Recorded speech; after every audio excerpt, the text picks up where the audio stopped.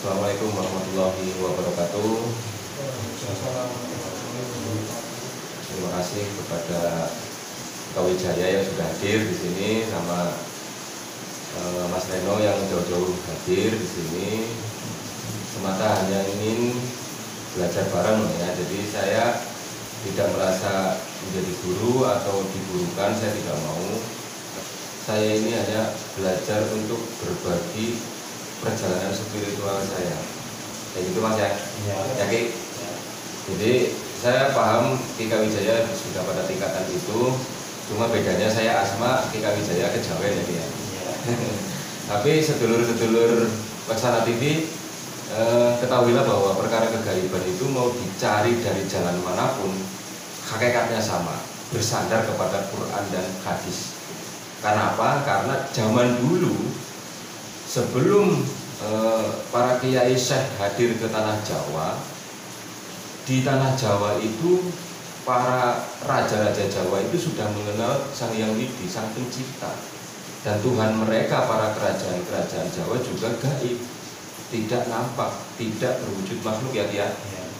Nah, lalu kemudian para syekh alim ulama yang berdakwah di tanah Jawa kita itu lalu menggunakan tafsirnya. Ingat ya, tafsirnya, tafsir dari Al-Qur'annya, bukan bahasa Arabnya.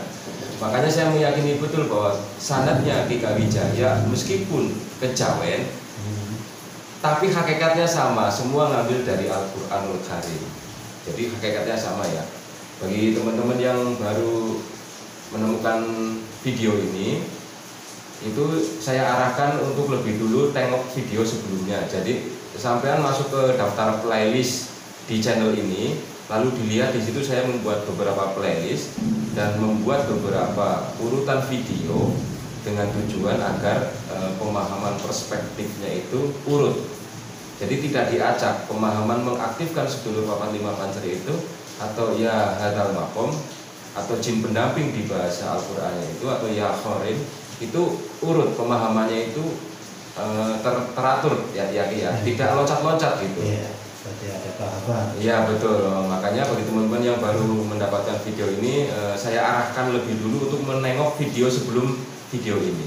Ini Ki Wijaya datang ke sini itu bukan sedang menantang menantang pengetahuan saya, itu bukan.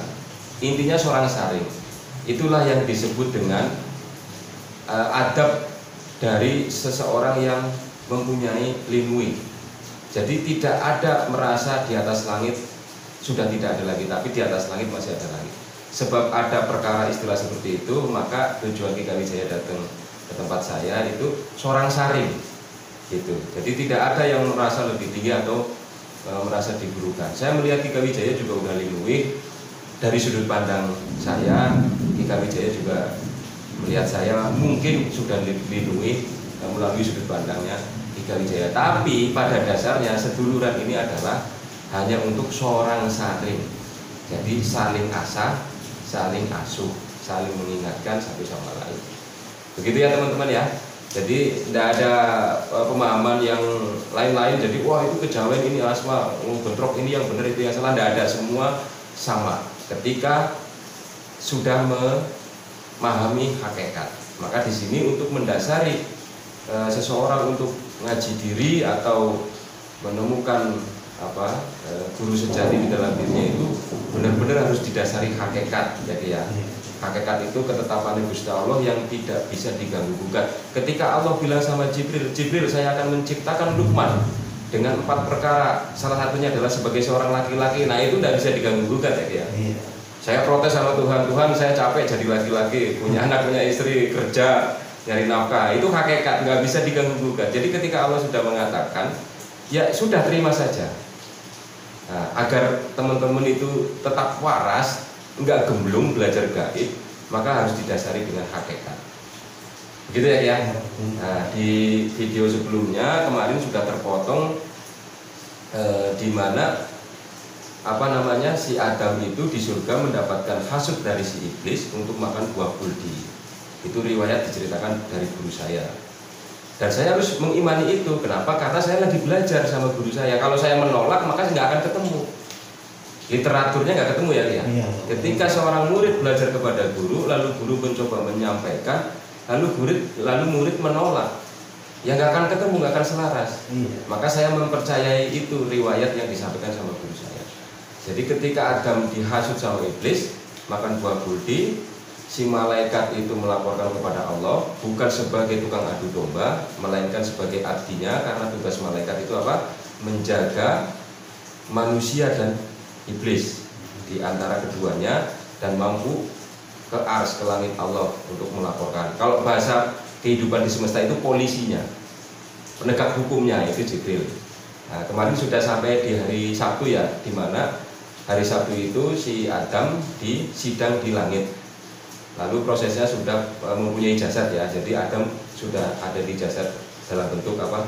4 elemen unsur, yaitu air, tanah, sama api, udara ya, dimasukkan ke jasad, lalu diturunkan ke bumi, diantarin sama si Jibril. Tapi sebelum proses itu, Allah memberi 4 perkara ketetapan yang hakikat kepada si jasad dan si Hawa. Gitu. Kalau ditanya kemudian yang diciptakan siapa Gus, di video kemarin yang diciptakan riwayatnya katanya si Adam, lalu si Hawa siapa? Kan gitu ya Kia? Iya. Nah, si Hawa ini adalah kenikmatan yang dimuliakan sama Allah. Jadi ruh serupa di dalam jasadnya si Adam. Kenapa kemudian menjadi perempuan? Karena ketika sebelum diturunkan ke muka bumi, Allah memberi 4 perkara ketetapan itu. Itu. Jadi manusia pertama yang diciptakan siapa? Adam. Hawa diciptakan, tapi di dalam ruh Adam temennya. Makanya ada istilah perempuan itu adalah tulang rusuknya laki-laki yang hilang. Ya, ada istilah seperti itu benar. Karena Allah menciptakan Adam. Nah, si Hawa ini hanya temennya si Adam di surga. Lalu kemudian hari Sabtu itu proses disidang, Adam dipisah dari Hawa, berarti jadi 2 makhluk. Tapi belum ada ketetapan itu laki-laki atau perempuan, karena baru ditaruh di dalam patung yang dari tanah 4 unsur elemen itu. Lalu Allah berfirman kepada si Jibril, wahai Jibril, ini Adam harus menjalani hukuman, harus ditaruh di dunia rasa, yaitu alam zohir manusia di muka bumi itu, dikurung di rasa. Jadi jasad ini ternyata itu tafsirnya adalah rasa. Makanya jangan heran orang hidup di muka bumi itu penuh dengan rasa manis pahit getirnya kehidupan. Karena hakikatnya kita itu tinggal di muka bumi itu sedang dihukum oleh Allah di dalam jasad zohiriyah yang sifatnya rasa. Makanya ketika Adam sudah masuk ke dalam patung tanah itu, Adam sudah mulai ada rasa. Gitu ya teman-teman ya. Jadi apa 4 perkara ketetapan yang Allah kasih kepada si Adam dan Hawa sebelum diturunkan ke bumi, dianterin sama si Jibril pada hari Sabtu itu? Yaitu 1 adalah jenis kelaminnya. 4 ketetapan itu. Adam ditetapkan sebagai seorang laki-laki, si Hawa ditetapkan sebagai seorang perempuan. Yang kedua adalah rezekinya. Itu sifat welas aslinya Allah. Karena Allah harus membuat sistem seimbang mungkin. Si Adam dibekali rezeki sama Allah sebelum diturunkan ke muka bumi sama si Hawa. 1 ketetapan jenis kelaminnya, 2 rezekinya, yang ketiga jodohnya, yang keempat baru kulun nafsin dha'iqatul maut. Selesainya kamu ada menjalani hukuman di muka bumi, ya kamu harus balik lagi ke sini, mati. Jadi 4 perkara hakikat di dalam jasad manusia ini, kita ini, keturunan Adam ini adalah 1 jenis kelaminnya, maka jangan protes teman-teman diciptakan sebagai laki-laki atau perempuan. Yang kedua rezekinya, tidak usah takut nggak punya rezeki. Yang ketiga jodohnya, bagi yang para jomblo-jomblo gak usah takut nggak kebagian. Ya Gus ya. Itu harus tetap semangat, pasti ada jodohnya. Tinggal kalian aja mau nyari nggak gitu. Nah yang keempat ketetapan atas waktunya. Kalau Kanjeng Nabi wafat di umur sekitar 65, maka karena kita umatnya Kanjeng Nabi, umur kita dikurung di jasad ini sekitar 65 tahun. Begitu ya teman-teman, paham ya? Jadi hari Sabtu itu Adam menerima ketetapan dari Allah 4 perkara, sudah berwujud jasad, terbentuk dari 4 unsur elemen, air, tanah, api, udara ya dia. Ya. Lalu dianterin ke bumi sama si Jibril. Begitu juga si Hawa. Si Adam di ujung timur bumi, si Hawa di ujung barat. Makanya tak heran Nabi Isa lahir dari seorang Hawa, ibu namanya Maryam, adanya di Eropa. Ya kan, Nabi Isa itu lahir dari seorang perempuan namanya Maryam, simbol dari seorang Hawa, dan ada di belahan bumi sebelah barat, yaitu Eropa. Nah itu semua sudah diatur sama Allah. Jadi bersyukurlah kalian yang lahir hari Sabtu atau punya weton hari Sabtu. Kenapa? Semesta dicipta sama Allah. Di surat Yasin itu dimulai dari hari Minggu, selesai di hari Jumat. Nah hari Sabtunya apa? Kun fayakunnya Allah. Nah begitu ya. Nah terus kemudian Allah memerintahkan Jibril untuk nganter si Adam dan si Hawa pada hari Sabtu turun di muka bumi. Lalu rentetan cerita itu, si Adam di timur, si Hawa di barat, sekian ratus tahun berjalan. Adam itu diajarin sama Jibril cara mandi. Oh ternyata setelah ada di jasad ini, ternyata saya merasakan gatel. Nah itu hukum rasa. Jadi hakikat dari kita Nur Muhammad atau kita yang gaib, aslinya itu kita itu nggak punya jasad. Di jasad ini yang sedang dikurung atau dihukum gara-gara Adam makan buah kuldi, melanggar hukum surga di dalam jasad ini, untuk merasakan kehidupan di muka bumi gitu. Tapi kan Allah itu adil, Allah itu kasih sayang, Allah itu sangat fair play, sangat seimbang. Makanya meskipun si Adam dan Hawa diturunkan di muka bumi, nggak dibiarin gitu aja gitu loh. Tetap didampingi sama si Jibril, diajarin. Aku gatel Bril, ya mandi. Caranya mandi gimana? Pakai air. Mana air? Air yang ini. Diajarin terus. Bril kok perut kok ini saya lapar, kepingin makan, nggak ada tenaga lemes. Ya kamu makan dam. Diajarin cara nyari makanan, ini halal, ini haram, ini boleh dimakan, ini tidak boleh dimakan, sama si Jibril itu. Si Adam diajarin sama Jibril. Jadi Allah itu seimbang, sangat sayang itu. Jadi jangan pernah kufur nikmat sama Allah. Jangan punya pikiran bahwa hidup ini cobaan. Yang bikin cobaan itu kamu sendiri. Pada hakikatnya Allah sudah memberi apa-apa yang menjadi kebutuhan kita di muka bumi. Kalau kita ngerti hakikat, itu diajarin makan, diajarin Jibril apa? Kok saya kayak mau keluar sesuatu di belakang? Oh itu namanya BAB, dam, buang air besar. Nah ini harus toharoh ya, belajar toharoh, mensucikan diri, diajarin cekok, diajarin mandi, mensucikan diri. Terus kehidupan itu berjalan sampai kemudian si Adam dan Hawa ketemu di Mekah. Tadinya apakah Mekah padang pasir? Kalau kata guru saya tadinya Mekah ya hijau royo-royo, ada buah, ada apa. Itu habis karena dimakanin Adam Hawa buat bekal. Adam Hawa beranak pinak, si Kubil sama si Kabil, ya kan, punya adik dua cewek cantik-cantik. Rebutan, si Adam bilang kamu nikah sama si ini, si Kubil, si kakaknya Kabil nikah sama ini, karena persaingan, wah yang ini jelek, yang ini cantik. Akhirnya Kubil sama Kabil bunuh-bunuhan. Kan gitu ceritanya kan. Nah itu siapa yang menciptakan sifat hasud itu? Kembali lagi ke hakikat iblis gitu. Dan itu sampai kemudian di generasi kita di 2020 sampai manusia punya sifat hasud. Itu di surat Al-A'raf Gusti Allah ngomong Iblis bilang kalau nggak salah begini, ya Allah, kalaupun toh Jibril kalaupun toh Adam ditaruh di bumi dikasih jasad, saya iri, saya nggak terima, kan saya cuma hasud ke Adam pas di surga, kok Adam nyalahin saya, kan gitu.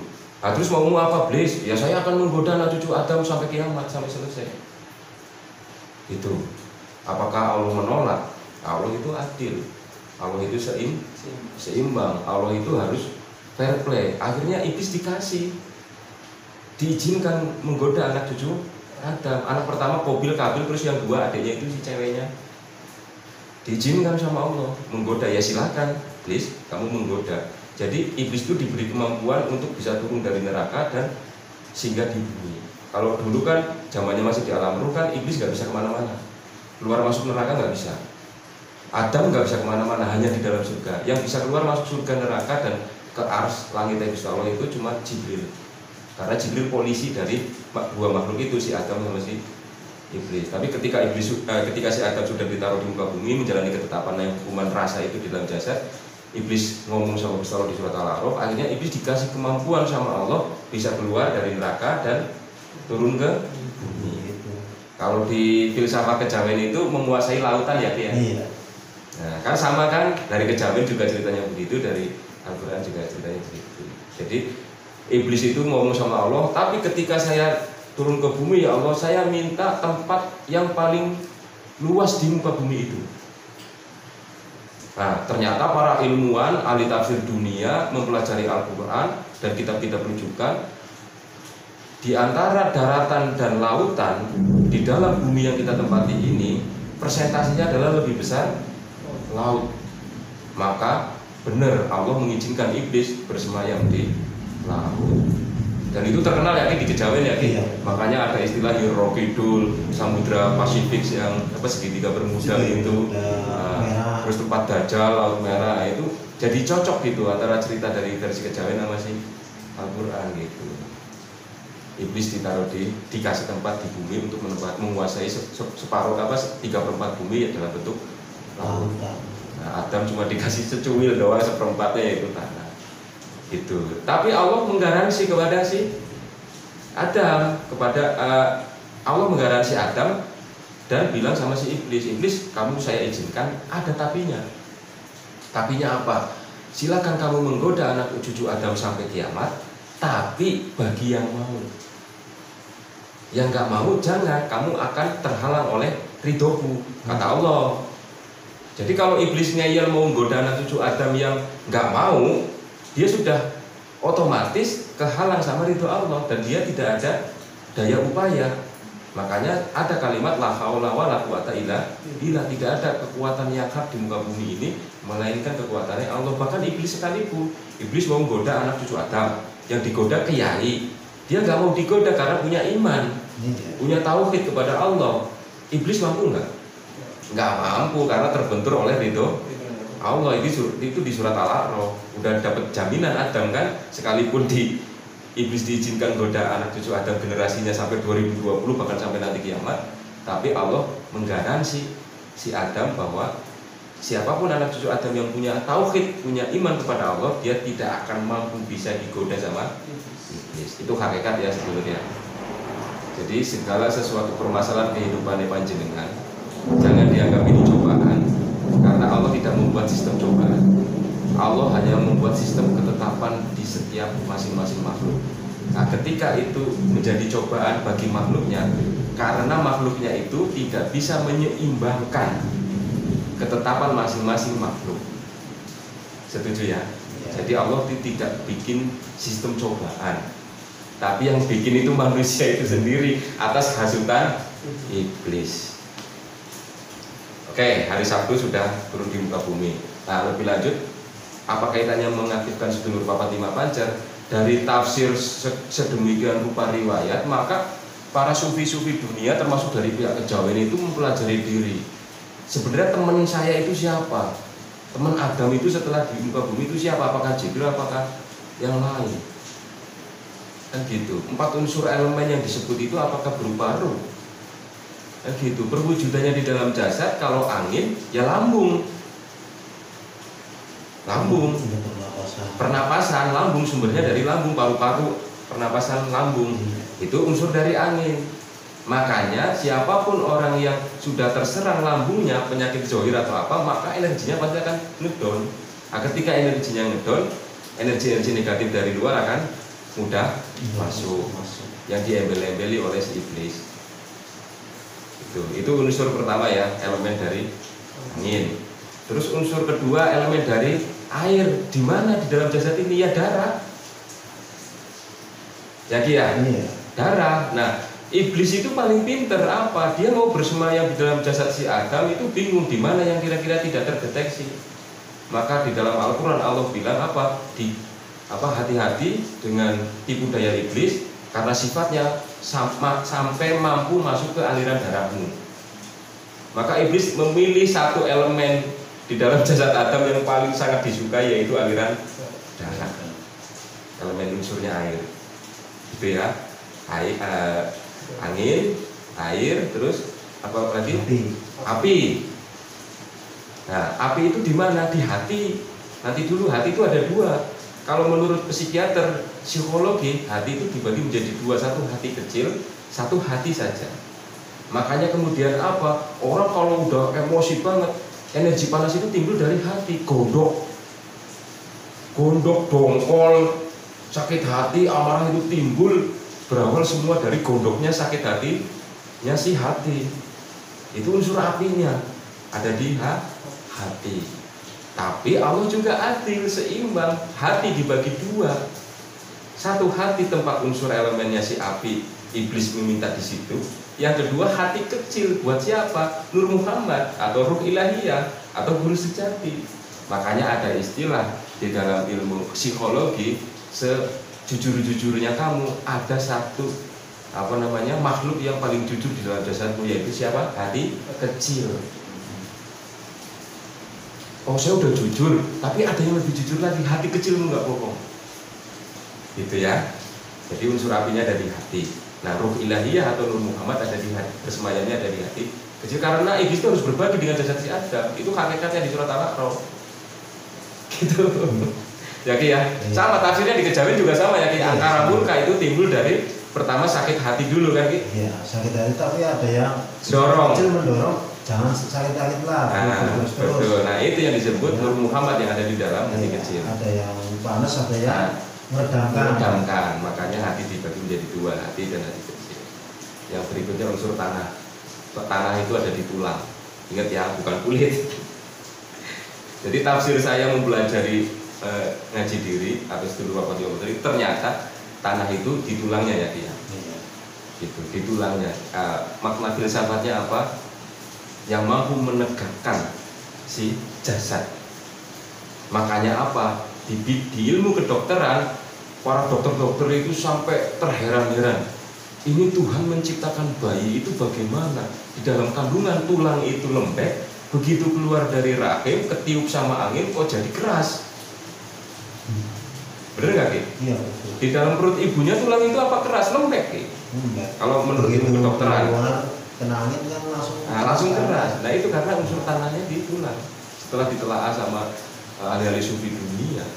Jadi jasad ini terbentuk dari apa saja? Tulang, darah, pernafasan atau angin, lalu hati sebagai motor penggeraknya atau nafsunya. Itu. Maka sempurnalah si Adam yang harus suka atau tidak harus berbagi dengan si iblis. Itu hakikat ya. Jadi cobaan itu Allah tidak ciptakan. Allah hanya menciptakan sistemnya saja. Terjadi cobaan atau tidak di kehidupanmu para sedulur, itu tinggal apakah panjenengan semua itu bisa menyeimbangkan atau tidak unsur-unsur yang ada di dalam jasad kita. Gitu. Jaminannya surat Al-A'raf itu iblis minta jaminan kepada Allah mau menggoda anak cucu Adam, tapi diizinkan bagi yang mau, yang tidak punya keimanan. Silahkan dicoba, silahkan dihasut, silahkan direcoki orang-orang yang jauh dari agama. Tapi kalau orang-orang yang tidak mau, yang punya iman, yang punya akidah kepada Allah, iblis kamu jangan berani-berani, kamu akan terbentur dengan ridhoku. Berarti sudah ada jaminan ya Ki ya? Berarti coba kehidupan di masing-masing makhluk yang disebut manusia itu bukan timbul karena dari Allah. Banyak orang Ki datang ke rumah, Gus saya lagi dicoba sama Gusti Allah. Saya bilang sama dia, sejak kapan kamu sekolah sama Gusti Allah kok dicoba ujian? Orang datang ke rumah, Gus usaha saya lagi bangkrut, saya lagi diuji sama Allah nih Gus. Saya tanya lagi, sejak kapan sampai kuliah sama Gusti Allah kok ada istilah ujian? Jadi ujian atau cobaan itu hakikatnya tidak ada. Allah hanya menciptakan sistemnya saja di dalam jasad ini, yang kemudian penjenengan itu tugasnya menyeimbangkan. Kalau sampai bisa menyeimbangkan seluruh unsur elemen yang ada di dalam jasad ini, insya Allah tidak ada ujian. Ujian itu kan apa? Pemahaman psikologi si makhluk itu sendiri, mengada-ada. Kalaupun toh Allah mengatakan di dalam Al-Quran tidak akan kuuji atau kucoba umatnya di luar batas kemampuan umatnya, itu bukan ujian dalam bentuk wujud diniahnya saja, bukan dalam pemahamannya, bukan dalam wujud masalahnya tafsir dari kalamullah itu, tapi tafsirnya adalah Allah itu sudah membuat sistemnya bagi setiap makhluk yang menurut makhluk itu disebut ujian, tidak melebihi dari kemampuannya. Jadi sistemnya yang dibuat. Sistemnya itu apa ya tadi? Iblis harus berbagi dengan jasad si Adam di dalam jasadnya. Nah, yang mampu mengontrol si iblis itu atau nafsu itu atau apalah bahasanya itu kan tinggal Adamnya, manusianya, kitanya berarti. Kalau kita mampu menyeimbangkan, maka tidak ada istilah ujian, tidak ada istilah cobaan. Nah, itu ngaji diri ya, hakikat bagian 2. Nah, berarti tindakan terbaik itu bagaimana? Maka kita harus sadar betul di dalam jasad ini ada yang gaib, ada yang sifatnya zahir. Dan gitu ya Ki ya. Yang zahir itu apa tadi? Empat unsur elemennya, tulangnya, darahnya, pernapasannya, hatinya. Dan gitu yang zahir. Nah, lalu yang ruhnya siapa? Ya Nur Muhammadnya. Itu nyawanya, nyawa kitanya yang bisa menghidupkan. Ibarat robot sudah ada chipnya, rangkaian elektronikanya, tapi tidak ada baterainya, ini tidak bisa hidup. Gitu. Berarti aku ini siapa? Ya penjenengan itu adalah Nur Muhammad, seperti Nur Muhammadnya Allah yang ada di jasad ini. Jasad ini hanya kurungan, paham ya? Maka agar sistem di dalam jasad ini seimbang dan tidak tercipta sebuah ujian atau cobaan hidup, maka penjenengan harus bisa mengontrol. Itu. Kita harus bisa mengontrol apa-apa yang ada di dalam jasad ini. Maka insya Allah tidak akan terjadi yang namanya ujian, tidak akan terjadi yang namanya cobaan. Itu. Nanti kalau sudah sampai bisa menyeimbangkan, itu insya Allah enak. Contohnya di mana Gus? Ya yang biasa-biasa aja. Jangan kagetan, kan gitu ya Ki ya. Baru dapat masalah kaget panik, dipikirkan terus kagetan. Iya, betul. Yang dimaksud jangan kagetan itu yang bagaimana? Nah, ketika penjenengan kaget menghadapi sebuah masalah, yang bekerja pertama siapa? Ruh akal. Ya nanti saya belum masuk ke pendamping. Ini saya mau masuk ke keseimbangan yang ada di dalam diri dulu. Nah, ketika ruh akal bekerja keras di luar batas kemampuan ruh akal penjenengan, dia akan menyedot energi dalam jasad. Yang terserang pertama adalah biasanya unsur angin yang ada di lambung. Karena apa? Terjadi masalah, dia tidak mau makan, nggak mood, mau makan nggak enak, lambung nggak respon. Padahal nafsu udah ngomong, aku lapar, jasadmu lapar. Ayo mangkat, nyari makan. Karena lagi mikirin sebuah masalah, dia nggak mikirin makanan. Yang pertama diserang apa? Unsur elemen dari udara atau lambung atau pernapasan. Nah, ketika yang diserang itu, iblis seneng, udah ngerecokin. Wah, lama-lama punya penyakit mah, naik asam lambung, naik ke jantung, setruk mati. Jadi jenengan harus seimbang ya, hidup itu harus seimbang. Jadi pertama caranya adalah biasa saja, jangan kaget, jangan kagetan. Terus yang kedua jangan mudah kagum. Unsur balik lagi ke biasa aja, jangan kagetan, jangan mudah kagum. Dikit-dikit, wow, jangan. Biasa aja. Toh dia makhluk, saya juga. Cuma bedanya saya pesek, dia mancung. Saya sawo matang, dia agak kuning langsat. Jadi tidak usah kaguman, biasa aja. Didasari dengan apa? Toh sama-sama makhluk, yang membedakan adalah bungkusnya. Loh kok harus nggak mudah kagum Gus? Biar nggak timbul iri. Hati itu tadi apa? Api, unsur api kan? Dimana iblis bersemayam di situ dalam bentuk nafsu, sifat nafsu kan? Makanya ada yang meredam siapa? Nur Muhammad, Nur Ilahiyah yang ada di hati kecil. Itu Allah membuat seimbang itu. Nah kalau kita tidak mudah kagum sama orang, maka tidak akan pernah timbul iri. Karena hati terlalu seimbang. Hati gedenya bilang, wah aku iri ya apa? Dia putih, aku kok sawo bosok. Karena mudah kagum, wow. Akhirnya diredam, seimbang. Jangan kagetan, jangan mudah kagum. Yang kedua, belajarlah mulai tadabbur. Tadabbur itu ketika terjadi sebuah perkara apapun di dalam jasadnya panjenengan itu coba nyari orang yang bisa jelasin. Gitu. Bahasanya guru silakan, bahasanya kesepuhan monggo, bahasanya orang lindungi silakan. Jangan dipecahkan sendiri. Nanti stres. Karena kita sedang berbagi jasad dengan si iblis. Ya Ki ya. Di kejawen pasti dijelaskan begitu. Dalam jasad itu ada kakang kawah hari-hari.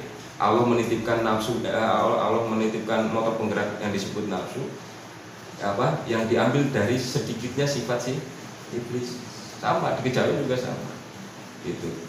Jadi kalau ada apa-apa jangan dipikirin sendiri, tapi tadaburkan kepada orang yang bisa mengkuliti. Tahu sesuatu apa. Gitu. Nanti hidupnya panjenengan enak, indah. Gitu. Nah, yang berikutnya cobalah mulai nyari ilmu. Gunakanlah roh akal ini untuk mencari keilmuan. Jadi jangan dablek amat. Sholat, puasa, zakat, haji itu kan cuma syariat bahwa kalau orang muslim ya sholat, dan Allah sudah menjamin di situ sholat itu mencegah perbuatan keji dan mungkar. Tapi keseimbangannya jasadmu itu kembali lagi ke kamunya. Ada orang rajin sholat tapi sifatnya tukang adu domba, ya ada ya Ki ya. Banyak ya Ki. Udah berhaji padahal Ki. Udah sempurna tuh Islamnya tuh, rukun Islamnya tuh. Begitu nyampe di Indonesia tukang hasut sana sini, tukang adu domba sana sini, ya banyak ya Ki ya. Jadi bukan nggak jaminan, tapi segala ibadah syariatmu akan hidup di dalam jasadmu ketika ruhmu hidup. Jadi kuncinya bagaimana kita menghidupkan ruh. Ini yang saya maksud mengaktifkan sedulur papat lima pancer. Akan menjadi sia-sia ketika jenengan itu cuma ibadah syariat, capek pagi sore siang malam sholat tahajud itu segala macam. Kalau ruh di dalam jasad kita itu sendiri tidak hidup, tidak seimbang, tidak mengetahui, gitu ya. Salah satu caranya bagaimana? Kalau di kejawen itu disebut ilmu kebatinan ya Ki ya. Jadi wirid tanpa mengenal waktu dan kondisi. Lagi kerja ya wirid di dalam hati, lagi naik motor ya wirid di dalam hati. Itu kalau kejawen, ahli kebatinan. Kalau orang asma kayak saya, katanya orang asma, ya ahli tawasulan, rajin bangun malam, meditasi, tawasulan ya Ki ya. Gitu. Jadi sama, intinya sama. Kejawen asma itu sama. Itu menghidupkan yang gaib. Yang gaib itu siapa? Ya hakikatnya kita yang gaib. Jasad ini kan kulit, gitu. Kurungannya ada. Jadi jangan cuma moles yang cohir doang, dibedakin biar putih ya Ki ya. Tapi yang gaibnya sendiri tidak dibedakin, dijilbabin biar cantik cohirnya, tapi yang gaib di sini, di hati sini tidak dijilbabin. Itu sama aja, tidak terjadi keseimbangan di dalam sistem kehidupanmu, maka tetap yang disebut katamu itu cobaan tetap datang terus. Ya Ki, sama ya kayak gitu ya. Penjelasannya mau di kejawen atau mau di asma. Nah itu. Nah terus yang dimaksud sedulur papat lima pancer itu apa sih? Pendamping gaib itu Gus. Nah Allah itu sebelum menurunkan si Adam sama si Hawa itu, Allah itu adil, seimbang, fair play. Nah, lalu kemudian pada hari Sabtu dulu ya, sebelum diturunkan ke muka bumi itu, Jibril dipanggil, disuruh ke mana? Ke surga, mengambil ruhnya si akal. Gitu. Kalau riwayat ini yang diciptakan sama guru saya itu gitu. Jadi akal itu ruh yang berdiri sendiri. Pada hakikatnya ruh akal ini sudah bertauhid, sudah mengenal Allah. Sebelum masuk ke jasad si Adam, ruh akal ini sudah mengenal Allah. Itu kan ruh akal dipanggil, Jibril panggilin ruh akal untuk bekalnya si Adam. Jibril pergi ke surga ngambil ruh akal, ditanya ruh akal sama Allah, wahai akal, siapa kamu? Akal menjawab, aku adalah makhluk yang tidak bisa apa-apa, yang dengan atas ridhomu itu bisa, dan panjenengan itu adalah Rabb yang menciptakanku ya Allah. Itu jawaban pertama si akal. Jadi hakikatnya akal ini sebenarnya sudah bertauhid, sudah mengenal Allah. Gitu. Makanya fungsi akal itu apa? Cakrawala dari keilmuan. tafsir di dalam jasad ini, akal ini adalah apa? Jendelanya masuknya ilmu kepada si jasad si Adam. Gitu. Lalu setelah akal ini sudah ditanya sama Allah dan jawabannya memuaskan sesuai dengan hakikatnya, Jibril disuruh lagi ke neraka. Wahai Jibril, sekarang kamu pergi ke neraka, ambil ruh nafsu. Gitu. Ruh nafsu ya keturunannya si iblis berarti kan? Ruh nafsu buat bekelin si Adam, jasad si Adam sebelum ke bumi. Sama, begitu ngadep ke singgasananya Allah, ruh nafsu ditanya sama Allah, wahai nafsu, siapa kamu, siapa aku? Kata nafsu pertama bilang, aku ya aku, kamu ya kamu. Nah itulah masalahnya iblis, sombong, makanya nggak jadi kekasih Allah. Itu pinter iblis itu, luar biasa pinternya, alim, ngerti Quran. Wong makhluk pertama diciptakan iblis setelah malaikat. Gitu. Tapi karena sombong, aku ya aku, kamu ya kamu, maka tidak menjadi kekasih Allah. Lalu Allah murka, marah. Jibril, ya taruh ini iblis, taruh ini ruh nafsu Adam di neraka yang paling dingin. Taruh di sana sekian ribu abad, diambil lagi. Nah, ngadep lagi yang kedua, ditanya lagi sama Allah, wahai nafsu, sekarang saya mau nanya, setelah kamu aku taruh di neraka yang paling dingin, siapa kamu, siapa aku? Ya tetap aja ya, aku ya aku, kamu ya kamu. Wah, murka lagi Allah, nyuruh Jibril sekarang taruh nafsu ini di neraka yang paling panas, dasarnya neraka. Neraka kan banyak jenisnya kan, banyak golongannya, levelnya kan ya. Nah, sekian ribu abad lagi di sana, dengan harapan itu tobat gitu loh. Tapi namanya nafsu, ruhnya si iblis, sepercik dari sifat iblis nafsu itu, ya tetap aja ngeyel. Akhirnya disuruh lagi Jibril, suruh ngambil si ruh nafsu itu. Jibril sekarang ambil lagi ruh nafsu itu. Sebelum saya kasih ke jasad Adam sebagai pendamping, saya mau menanyakan satu kali lagi pertanyaan yang sama kepada si ruh nafsu. Wahai nafsu, sekarang saya mau nanya yang paling terakhir ya, cara kita ulang. Siapa aku, siapa kamu, Ki? Gitu, Ki. Itu riwayat diceritain sama guru saya, Ki. Terus pertanyaan yang ketiga ini baru si ruh nafsu itu ngaku, ya Rabbku Allah Subhanahu wa Ta'ala, aku itu hanya makhluk yang tidak bisa apa-apa. Yang atas ridhomu itu aku bisa, dan panjenengan itu Rabb yang menciptakanku. Jadi nafsu ini harus jatuh berapa kali? Makanya umum manusia itu harus jatuh dulu, belum sadar, jatuh dulu, belum sadar, jatuh dulu, baru sadar. Atau di dalam tafsir sufi dunia itu, nafsu dibagi 3 kategori, ya, muawalah, mutmainah, terus nafsu, apalagi satu lagi lupa saya. Nah, muawalah itu nafsu amal ibadah. Orang kalau menggebu-gebu kepingin sholat demi surga, itu nafsu yang bergerak. Nafsu mutmainah, nafsu makan, nafsu birahi.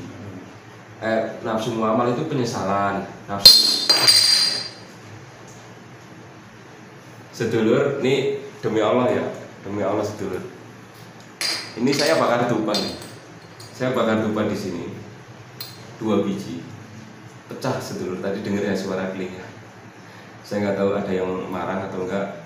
Menurut saya sih mudah-mudahan nggak ada yang marah, karena tadi saya udah izin kepada guru goib saya. Tapi nggak apa-apa. Tapi walau bisawat, demi Allah, dupanya itu dupanya itu nggak rusak sedulurnya. Ya, mohon maaf sedulur itu. Posisi dupanya masih jejer dua-duanya. Ya, tanpa oleng ya, tanpa jatuh dupanya ya, padahal mangkoknya sudah pecah begitu. Ini yang saya sebut ngaji bab goib dari goib. Jadi saya berusaha mengundang beberapa yang gaib untuk hadir di sini menjelaskan kepada saya, lalu saya menyampaikannya kepada panjenengan. Ya sedulur ya, jadi ini tidak ada settingan sama sekali, demi Allah tidak ada. Saya berani bersaksi itu, karena ini dupa saya sudah pecah, maka mungkin ini harus break dulu, nanti dilanjut besok, karena saya harus istighfar kepada Allah.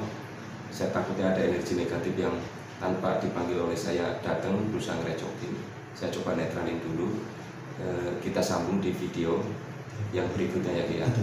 Tapi insya Allah niat saya bukan menjadi guru. Saya hanya berbagi pengalaman spiritual saya, perjalanan spiritual saya. Jadi kita sambung lagi besok. Saya harus menetralkan dulu sama Ki Kalijaya. Energi yang hadir ini sampai pecah itu. Walau bisawati Allah. Begitu ya, ya Ki ya. Assalamualaikum warahmatullahi wabarakatuh. Waalaikumsalam warahmatullahi wabarakatuh. Bismillahirrahmanirrahim.